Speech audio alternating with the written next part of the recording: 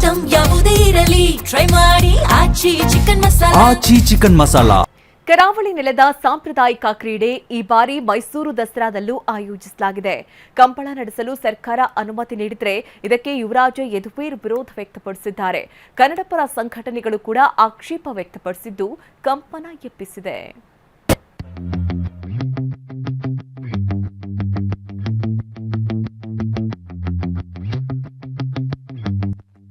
ಈ ಬಾರಿ ಮೈಸೂರು ದಸರಾದಲ್ಲಿ ಕಂಬಳ ಆಯೋಜನೆ. ದಸರಾದಲ್ಲಿ ಕಂಬಳಕ್ಕೆ ಯದುವೀರ್ ವಿರೋಧ, ಕನ್ನಡ ಸಂಘಟನೆಗಳು ಕೂಡ ಆಕ್ಷೇಪ. ಕಂಬಳ ಕೋಣಗಳ ರೋಚಕ ಓಟದ ಕರಾವಳಿ ನೆಲದ ಪರಂಪರೆಯನ್ನ ಬಿಂಬಿಸುವ ಸಾಂಪ್ರದಾಯಿಕ ಕ್ರೀಡೆ. ಈ ಬಾರಿಯ ಮೈಸೂರು ದಸರಾದಲ್ಲೂ ಕಂಬಳ ಆಯೋಜನೆಗೆ ಸರ್ಕಾರ ಅನುಮತಿ ನೀಡಿದೆ. ವಿಜಯನಗರದ ಮೊದಲನೇ ಹಂತ ಹಾಗೂ 4ನೇ ಹಂತ ಮತ್ತು ಸಾತಗಳಿ ರಿಂಗ್ ರೋಡ್ ಬಳಿ 7.5 ಎಕರೆ ಜಾಗ ಗುರುತು ಮಾಡಲಾಗಿದೆ. ಸಿಎಂ ಡಿಕೆ ಶಿವಕುಮಾರ್ ಆಶಯದಂತೆ ಕಂಬಳಕ್ಕೆ ಬೇಕಾದ ಸಿದ್ಧತೆ ಮಾಡಿಕೊಳ್ಳುವಂತೆ ಮೈಸೂರು ಜಿಲ್ಲಾಧಿಕಾರಿ ಲಕ್ಷ್ಮೀಕಾಂತ್ ರೆಡ್ಡಿ ಸೂಚಿಸಿದ್ದಾರೆ.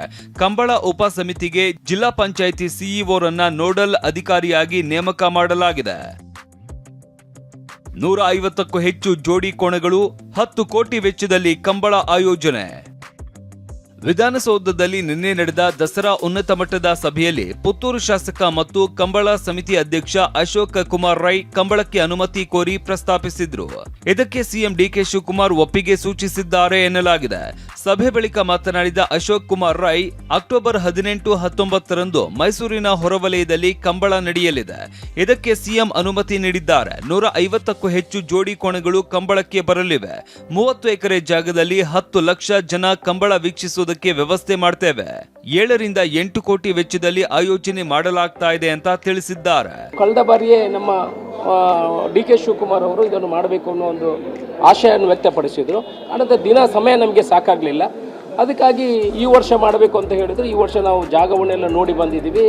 ಆನಂತರ ರಿಂಗ್ ರೋಡಲ್ಲಿ ಯಾವ ರೀತಿಯ ತೊಂದರೆ ಇಲ್ಲದೆ ಒಂದು 30 ಎಕರೆ ಜಾಗ ಇದೆ. ಟ್ರಾಫಿಕ್ ತೊಂದರೆ ಆಗಬಾರ್ದು, ಜನರಿಗೆ ತೊಂದರೆ ಆಗ್ಬೋದು, ಈ ದೃಷ್ಟಿಕೋನ ಇಟ್ಕೊಂಡು ಅದನ್ನೆಲ್ಲ ಮಾಡಿದ್ವಿ. ಮುಖ್ಯಮಂತ್ರಿಗಳು ಆಯಿತು ಗ್ರೀನ್ ಸಿಗ್ನಲ್ ಒಂದು ಹಂತವಾಗಿ ಕೊಡುವಂಥ ಕೆಲಸವನ್ನು ಮಾಡಿದ್ದಾರೆ. ಮುಂದೆ ಹೋಗಿ ಅನ್ನೋ ವಿಚಾರವನ್ನು ಹೇಳಿದ್ದಾರೆ. ಅದಕ್ಕೆ ತಯಾರಿಗಳು ಏನು ಬೇಕು ಅದನ್ನು ಮಾಡಬೇಕು ಅನ್ನೋ ವಿಚಾರವನ್ನು ಅನುದಾನ ಒಂದು 5-6 ಕೋಟಿಗಳು ಬೇಕಾಗ್ತದೆ. 15 ತಾರೀಕು ಒಳಗಡೆ ನಾವು ಶಿಲಾನ್ಯಾಸವನ್ನು ಮಾಡ್ತೇವೆ.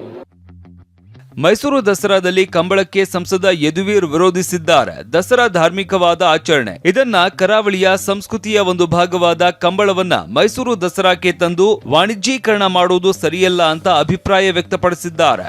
ಇನ್ನು ಮಾಜಿ ಸಂಸದ ಪ್ರತಾಪ್ ಸಿಂಹ ಕೂಡ ಮೈಸೂರು ದಸರಾಗೆ ಕಂಬಳ ತರುವುದು ಸರಿಯಲ್ಲ ಎಂದಿದ್ದಾರೆ. ಮೈಸೂರಲ್ಲಿ ಸಾಕಷ್ಟು ವಿವಿಧತೆ ಮೈಸೂರು ದಸರಾಕ್ಕೆ ಇದೆ.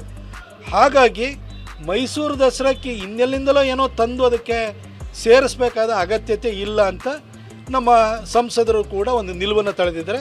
ಆ ನಿಲುವಿಗೆ ನಾವು ಕೂಡ ಬದ್ಧರಾಗಿದ್ದೀವಿ. ಮತ್ತೊಂದೆಡೆ ಕನ್ನಡ ಪರ ಹೋರಾಟಗಾರ ವಾಟಾಳ್ ನಾಗರಾಜ್, ಮಂಗಳೂರಿಗೆ ಕಂಬಳ ಅಲಂಕಾರ, ಅದು ಮೈಸೂರಿಗೆ ಬೇಡ, ಕೋಣೆಗಳನ್ನ ಕರೆದುಕೊಂಡು ಬಂದು ಇಲ್ಲಿ ಓಡಿಸೋದು ಬೇಡ ಅಂತ ಅಭಿಪ್ರಾಯಪಟ್ಟಿದ್ದಾರೆ. ಮೈಸೂರು ದಸರಾದಲ್ಲಿ ಕಂಬಳಕ್ಕೆ ರೈತ ಸಂಘಟನೆಗಳು ಹಾಗೂ ಪರಿಸರವಾದಿಗಳಿಂದಲೂ ವಿರೋಧ ವ್ಯಕ್ತವಾಗಿದ್ದು, ಮುಂದೆ ಇದು ಯಾವ ತಿರುವನ್ನ ಪಡೆಯುತ್ತೋ ಗೊತ್ತಿಲ್ಲ. Bureau report, TV9.